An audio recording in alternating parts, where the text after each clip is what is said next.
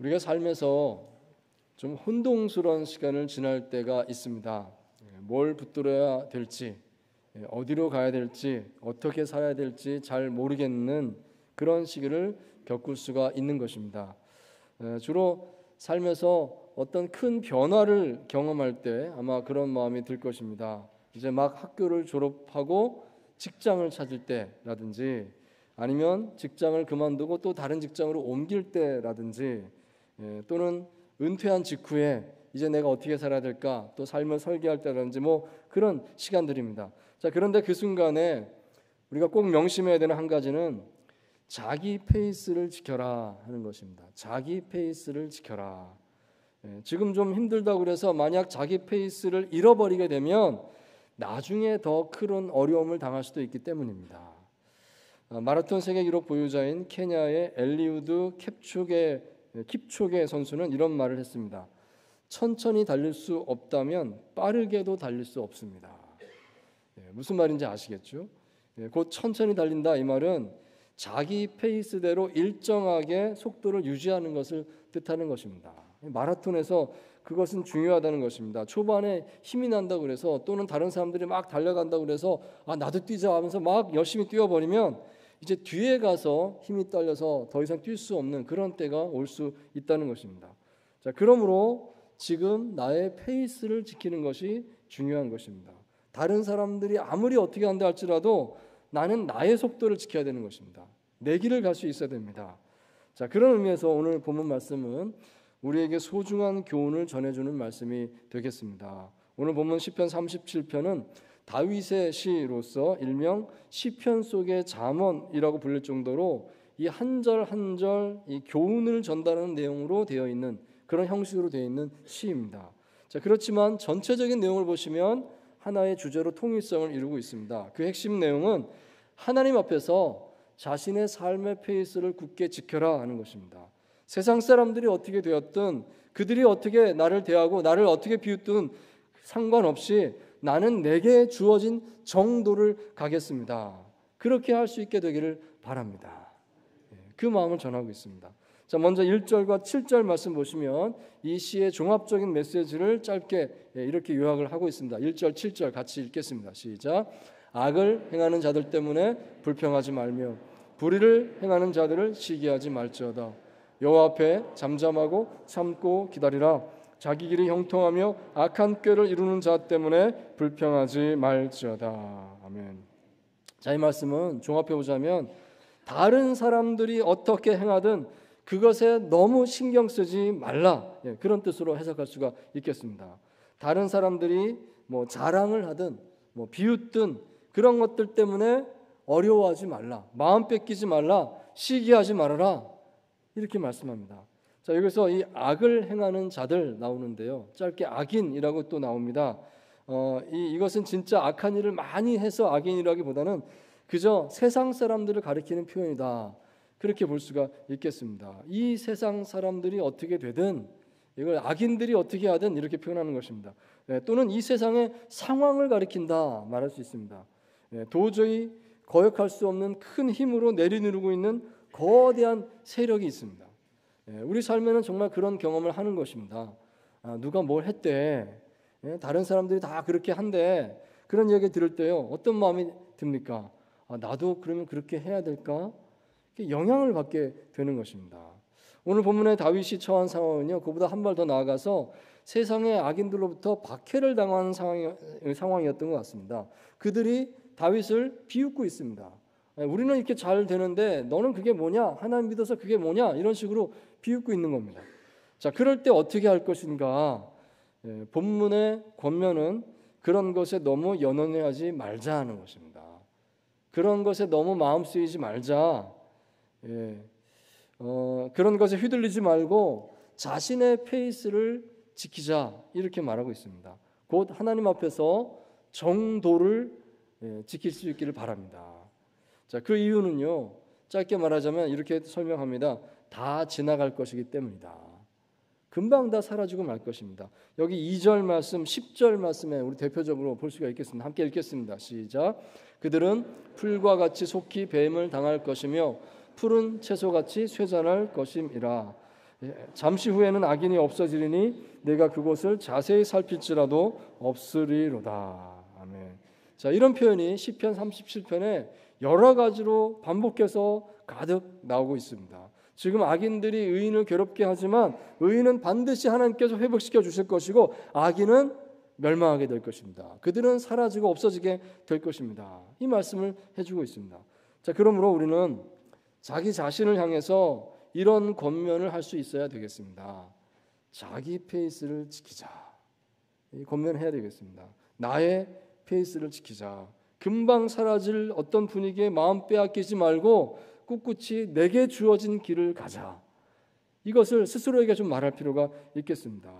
자, 오늘 본문 말씀 시편 37편에서는 그런 것과 관련해서 몇 가지 도움의 말씀을 주고 있는 것을 봅니다. 이 마음으로 그렇게 하자는 것입니다. 우리가 그걸 명심하고 자신의 삶에 잘 적용할 수 있게 되기를 바랍니다. 자, 첫째로 나를 향하신 하나님의 성실하심이 있음을 기억하십시오. 하나님의 성실하심이 있음을 기억하십시오. 자, 본문 3절 말씀을 다시 같이 읽도록 하겠습니다. 3절 시작. 여호와를 의뢰하고 선을 행하라. 땅에 머무는 동안 그의 성실을 먹을거리로 삼을지어다. 아멘. 자, 여기 3절 말씀에 특별히 뒷부분의 이 고백을 좀 눈여겨보시기 바랍니다. 그의 성실을 먹을거리로 삼을지어다 그랬습니다. 여러분, 이 표현이 참으로 아름다운 표현이다 하는 생각이 듭니다. 그의 성실을 먹을거리로 삼을지어다. 원문에는요 이런 단어로 되어 있습니다. 목자가 양을 치듯이 성실을 쳐라 이렇게 되어 있습니다. 양을 목자가 돌보듯이 성실을 기르고 돌보면서 살아라 이렇게 되어 있는데요. 이것을 번역할 때 성실을 먹을거리로 삼을지어다 이렇게 번역을 했습니다. 여러분, 우리는 주의 성실을 먹고 사는 줄 믿습니다. 이 표현이 마음에 와 닿으시는가요? 우리는 하나님의 성실을 먹고 삽니다. 모든 우리가 먹는 음식도 따지고 보면 하나님의 성실하심의 일부로서 우리에게 주어진 것입니다. 하나님께서 다 만드셨고 준비해 주셨고 하나님께서 비와 눈을 적당히 내리시고 기후를 보존하셔서 그것이 자라게 하시고 그것을 오늘 내가 먹게 해 주신 것입니다. 하나님의 성실하심입니다. 자, 뿐만 아니라 우리의 생명, 우리의 건강, 우리 가족, 친구, 직장, 교회 공동체 전부 다 하나님의 성실하심이 나에게 주신 선물인 줄 믿습니다. 하나님께서 나를 사랑하셔서 나를 돌봐주셔서 이렇게 하나하나 나를 채워주시고 이렇게 도와주고 계십니다. 참으로 태초부터 하나님께서 이런 것을 준비하시고 날 위해서 허락해 주셨습니다. 참으로 우리는 하나님의 성실하심이 가득한 세상에 내가 살고 있구나 이것을 잊지 말아야 되겠습니다. 자, 여기서 이 성실이라는 이 말은 히브리어 원어로 에무나라고 하는 말인데요. 확고하다, 흔들리지 않는다 이런 뜻을 가진 말입니다. 이 말은 성경 출애굽기 17장에서 찾아볼 수 있습니다. 거기 출애굽한 이스라엘 백성들이 아말렉 족속과 전투를 벌이게 되었는데 모세가 산에 올라가서 두 팔을 높이 들고 하나님께 기도를 합니다. 근데 두 팔을 높이 들고 기도를 할 때는 이스라엘 백성들이 이기는데 모세가 팔이 피곤해서 팔을 좀 내리고 좀 기도를 쉬게 되면 아말렉이 이기는 겁니다. 그 사실을 발견한 이 아론과 훌이 모세 옆에 빨리 달려가서 모세를 앉히고 모세 두 팔을 높이 들게 한 다음에 양쪽에서 한 사람씩 팔을 잡아줬던 것이죠. 그러니까 팔이 해가 지도록 계속해서 들려 있었고 내려오지 않았다. 그래서 이스라엘이 완전히 승리했습니다. 이제 그 사건이 거기 기록되어 있습니다. 자, 거기 모세의 팔이 해가 지도록 계속해서 내려오지 않았습니다. 이 표현에서 쓰인 그 지속적으로라고 하는 그 단어가 바로 에무나라고 하는 단어입니다. 성실하다 하는 것입니다. 모세의 팔이 성실했습니다. 그래서 승리했습니다. 이렇게 말하고 있는 것입니다. 자, 마찬가지로 오늘 우리를 붙잡고 계신 하나님의 손이 그렇게 성실하신 줄 믿습니다. 하나님 우리를 붙잡고 계시고 이 손을 놓지 않으시는 겁니다. 그래서 우리가 오늘 살고 있다. 여러분, 이것을 꼭 기억하시기 바랍니다. 제가 지난주에도 이 비유를 말씀드렸는데요. 하나님께서 우리를 붙잡고 계십니다. 그러니까 우리가 서 있는 것이죠. 하나님이 놓는 순간에 우리는 아무것도 아니게 되는 겁니다. 나를 붙잡고 계신 하나님을 꼭 기억할 수 있게 되기를 바랍니다. 이렇게 말할 수 있습니다. 나를 여기까지 인도하신 하나님께서 앞으로도 동일한 능력으로 그렇게 인도하실 줄 믿습니다.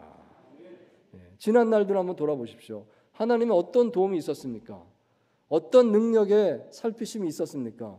그것을 통해서 오늘 내가 여기 와 있는 거 아닙니까? 그렇다면 우리는 동일하게 고백할 수 있습니다.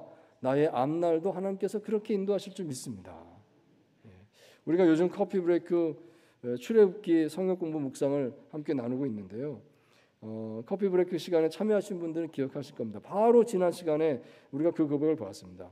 이스라엘 백성들이 출애굽해서 그 하나님의 놀라운 기적을 10번이나 경험했습니다. 애굽에서 나오는 동안에 정말 많이 놀랬고 하나님 이렇게까지 하시는구나 우리 그 경험을 다 했습니다. 그리고 홍해 바다가 갈라지면서 마른 땅이 되고 거기를 걸어서 건너고 뒤따라오던 애굽 군대가 다 물에 빠져주는 놀라운 큰 능력을 다 경험했습니다. 자, 그러고 나서 광야에 들어가서 딱 사흘이 지났는데 물이 없다고 불평을 하기 시작했더라는 것입니다. 그걸 보면서 우리가 다 안타까워했던 것이죠. 아니 하나님 그렇게 큰 능력을 보여주셨는데 왜 그렇게 불평을 할까?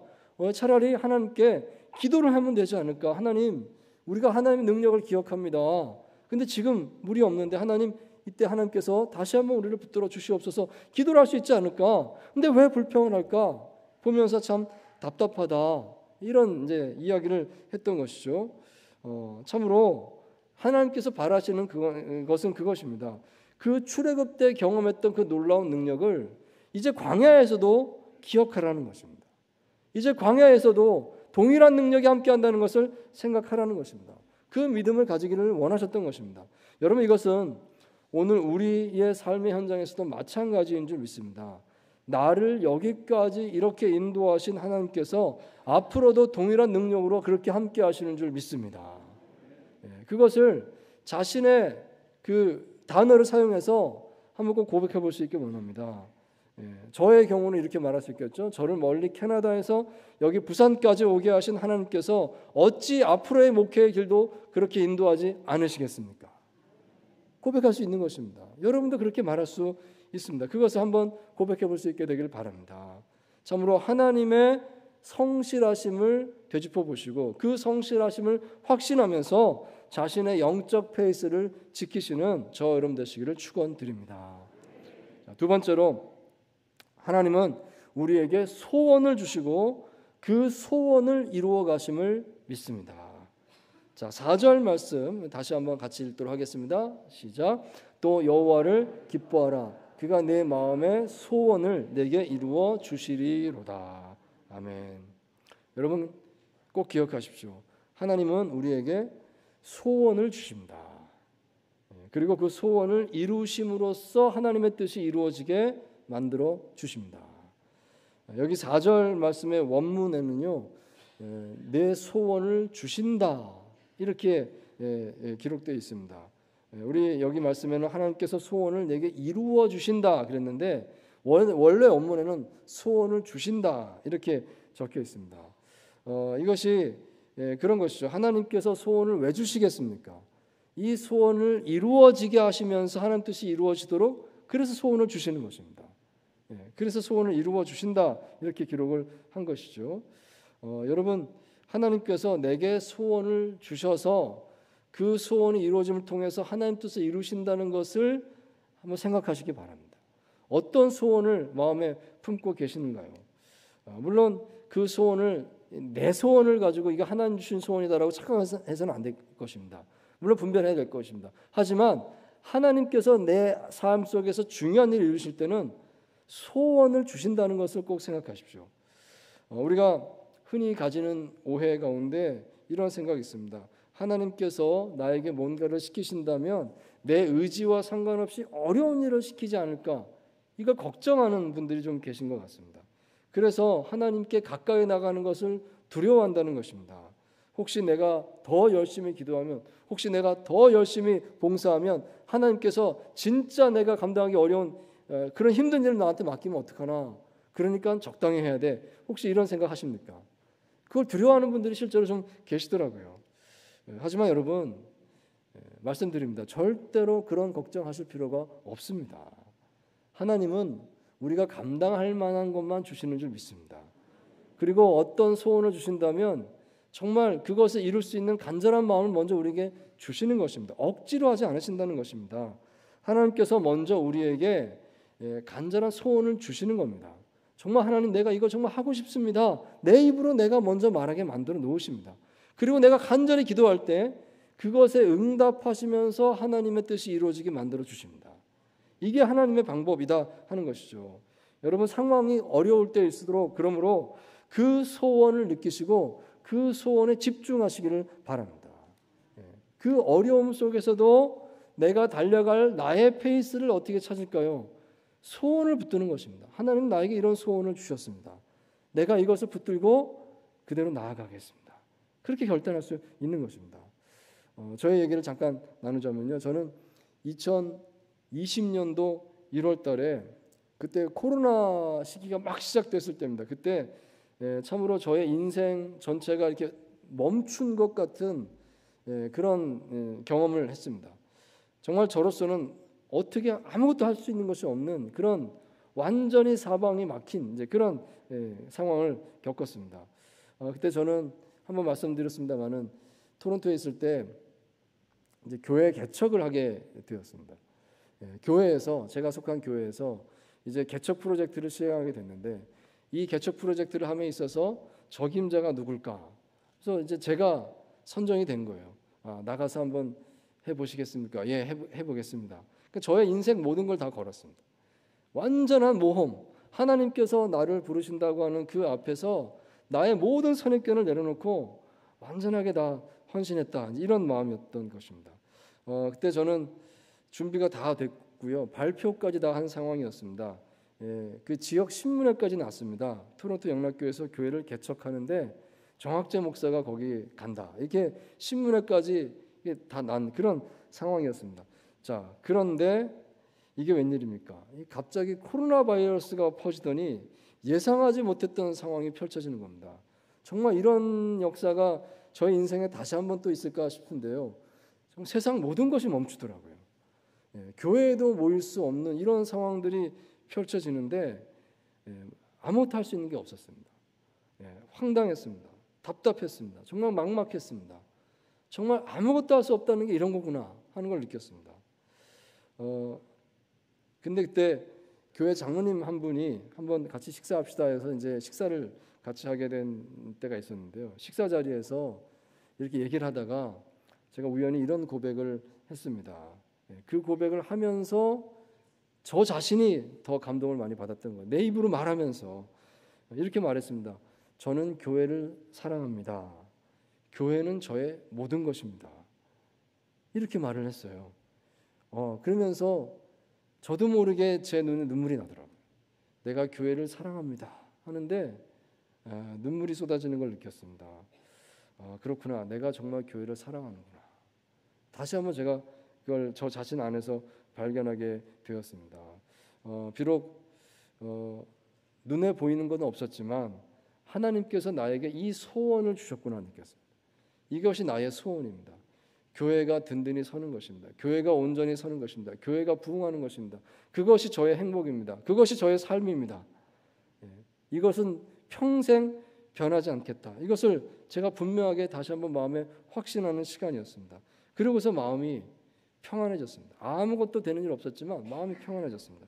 그리고 얼마 안 지나서 토론토 서쪽에 1시간쯤 떨어진 곳에 어떤 교회가 있는데 아주 어려운 형편의 교회가 있다. 코로나 시기에 이제 다 성도들이 흩어지고 교회가 다 이제 문을 닫게 됐다. 그런 얘기를 들었습니다. 거기 가지 않겠나? 예, 가겠습니다. 가서요, 거기서 열심으로 섬기고 목회를 감당했습니다. 사랑으로 감당했습니다. 그랬더니 교회가 코로나 시간인데도 엄청 부흥했습니다. 몇 배로 막 성도들이 몰려오고 부흥을 하는 거예요. 야, 코로나 때 온라인 예배 드리는데 부흥하는 교회, 이런 교회가 있을까? 정말 하나님께서 놀랍게 역사하시는 그런 역사를 보았습니다. 그리고 이제 얼마 안 지나서 다시 부산으로 하나님께서 인도하셨습니다. 여기 와 있는 것입니다. 이런 과정들을 겪으면서 정말 하나님께서 소원을 주시고 이 소원을 이루시면서 하나님 뜻을 이루시는구나, 이것을 경험하게 되었습니다. 사랑하는 성도 여러분, 여러분 마음속에 하나님께서 어떤 소원을 주셨습니까? 그 소원을 한번 확인해 보시고 그 소원을 붙들 수 있게 되기를 바랍니다. 그 소원을 붙잡고 기도하는 중에 하나님께서 선하게 인도하실 것입니다. 그 가운데서 어떤 다른 모든 것들, 모든 비교되는 것들 잊어버릴 수 있을 것이고 온전히 하나님께서 내게 주신 길을 갈 수 있게 되는 줄 믿습니다. 그것을 발견하시는 여러분 모두 될 수 있기를 축원드립니다. 자, 세 번째로 우리의 연약함을 아시는 하나님의 붙드심이 있음을 기억하십시오. 자, 23절과 24절 말씀 같이 읽도록 하겠습니다. 시작.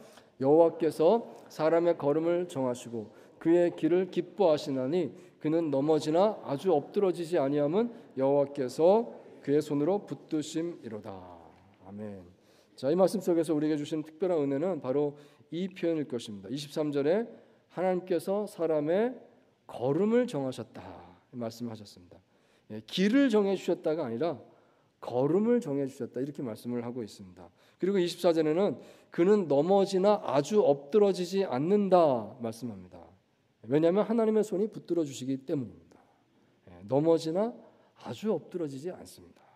자, 여러분 이 말씀에서 우리가 배울 수 있는 교훈이 있다고 하면 그것은 하나님께서 우리의 연약한 모습을 통해서 인도하신다는 확신입니다. 하나님께서는 우리가 어떤 길을 선택하든지 간에 선택의 자유를 먼저 주십니다.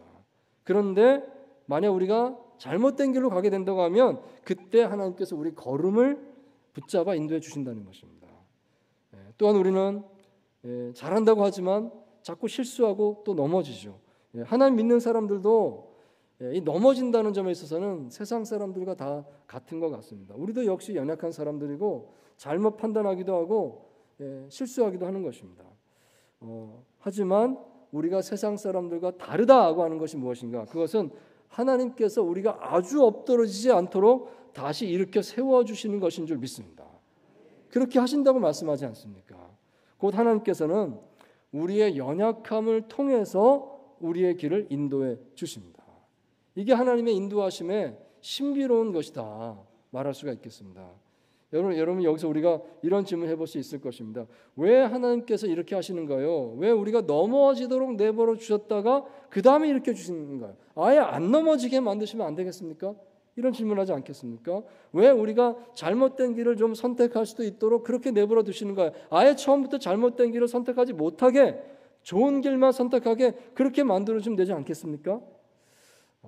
자, 그런데 하나님께서는요 먼저 우리에게 스스로 해봐라 라고 하는 시간을 주십니다. 우리가 잘 못하고 연약한 줄 알지만 스스로 열심히 해보라고 기회를 주신다는 것입니다. 그리고 뭔가 잘못되고 그리고 또 넘어진다고 하면 그때 오셔서 붙들어 세워주시고 바른 길로 인도해 주시는 것입니다. 왜 그렇게 하실까요? 그 답은 이렇게 말할 수 있을 것입니다. 그래야 우리가 영적으로 성장하고 하나님을 가까이 경험할 수 있게 되기 때문입니다. 그래야 진짜 간절하게 하나님의 도우심을 구할 수 있게 되기 때문입니다. 잘못된 선택을 내가 할 수 있다는 걸 알고 있고 그렇기 때문에 간절하게 하나님께 기도하는 겁니다. 하나님 내가 바른 길을 선택할 수 있게 도와주십시오. 하나님의 인도하심을 구합니다. 다 모든 게 다 하나님께서 주신다면 우리가 그런 기도 하겠습니까? 우리는 간절함을 배우게 되는 것이고 하나님이 정말 필요하구나. 하나님께서 나와 함께 하신다는 그 은혜를 깨닫게 되는 것입니다. 그러므로 하나님께서는 우리가 어려운 상황 속에서도 우리가 스스로 어려움을 견디고 믿음을 선택하는 시간을 가지도록 어느 정도는 기다려 주시는 것입니다. 자, 그렇게 그런 시간 동안 우리가 할 일은 믿음의 정도를 지키는 것이다 하겠습니다. 상황은 비록 모순된 것 같을지라도 하나님의 선하심은 변함이 없으시다 하는 것을 믿고 마땅히 감당해야 될 나의 페이스를 지켜가야 하는 것입니다. 그것이 소중한 것입니다. 하워드 러트리치라고 하는 이 베트남전에 참전했던 미 공군 조종사가 쓴 나의 적 앞에서라는 제목의 자서전이 있습니다. 그 책에 보시면 그가 이런 고백을 합니다. 자신이 전투 중에 비행기가 추락해서 북베트남군의 포로로 지내던 때가 있었는데 그때의 그 마음을 이렇게 회상을 하고 있습니다. 나는 과거에 일요일이 되면 열심히 더 일을 하거나 레저를 즐겼지언정 교회에는 가지 않았습니다. 아내가 그토록 줄기차게 권유했지만 늘 변명을 했을 뿐입니다. 그런데 이제 막상 여기 포로 수용소에서 죽음의 장면들을 눈앞에 생생하게 마주대하면서 영적인 양식이 필요하다고 느낄 때에 그때 나에게는 아무것도 없었습니다. 여기에는 목사도 없고 주일학교도 없고 찬송도 성경도 없고 나를 보살펴줄 믿음의 공동체도 없습니다. 나는 감옥에 갇혀서야 비로소 하나님 없는 삶이 얼마나 공허한지를 깨달았습니다. 그렇게 기록한 걸 봤습니다. 자, 반면에 또 이야기 나누고 싶습니다. 지금은 이화여자대학교 교수로 계신 이지선 교수님 이렇게 계신데요. 20년 전에 이런 간증집을 내셨죠. 지선아 사랑해 라고 하는 책. 여러분 혹시 기억하시는가요? 23살 때 그녀는 갑작스러운 교통사고를 당해서 얼굴과 몸 55%의 3도 중화상을 입고 생사를 넘나드는 수술을 5차례나 받고 겨우 살아나게 됩니다. 피부 이식 수술을 받았는데요. 그 이후에 완전히 흉한 얼굴로 흉한 모습으로 살아나게 된 겁니다. 그 이후에 아주 극심한 고통을 겪게 되는 것이죠. 이전에 예뻤던 얼굴은 다 사라지고 일그러진 얼굴이 되어 있었습니다. 자, 그래도 이렇게 말을 했습니다. 이런 절망적인 상황에서도 계속해서 찬송을 부르면서 죽고 싶은 생각을 이겨내고 다시 살아난 것에 감사하며 나는 행복하다고 말할 수 있게 되었던 마음의 힘은 과거에 아무 일도 없었던 시절에 열심히 교회를 다니면서 신앙의 훈련을 쌓아두었던 덕분이었습니다. 이렇게 말하는 부분이 있습니다. 인터넷 뉴스를 보니까 그녀는 마침내 2023년에 자신의 모교였던 이화여자대학교 사회복지학과 교수가 되었다. 이 기사를 봤습니다. 사랑하는 성도 여러분, 우리가 삶에서 혼동스러운 시간을 지날 때가 있을 것입니다. 뭘 붙들어야 될지, 어디로 가야 될지, 어떤 태도를 내가 취해야 될지 잘 모르겠는 그런 시기가 있을 것입니다. 자, 그럴 때 우리가 할 수 있는 최선의 선택은 흔들림 없이 자기 페이스를 알고 자기 페이스를 지키는 것이다 하겠습니다. 하나님 내게 주신 정도, 바른 길을 굳게 지켜나가는 것입니다. 그것에 흔들림이 없기를 바랍니다. 나를 향한 하나님의 성실하심이 있음을 꼭 기억하십시오. 하나님은 우리에게 소원을 주시고 그 소원을 이루어 가십니다. 그 소원을 붙들 수 있기를 바랍니다. 우리의 연약함을 아시는 하나님의 붙드시는 손길이 오늘도 나와 함께 하심을 꼭 믿을 수 있기를 바랍니다. 주 안에서 이런 모든 시간들을 이겨나가시는 저와 여러분 되시기를 주의 이름으로 축원드립니다.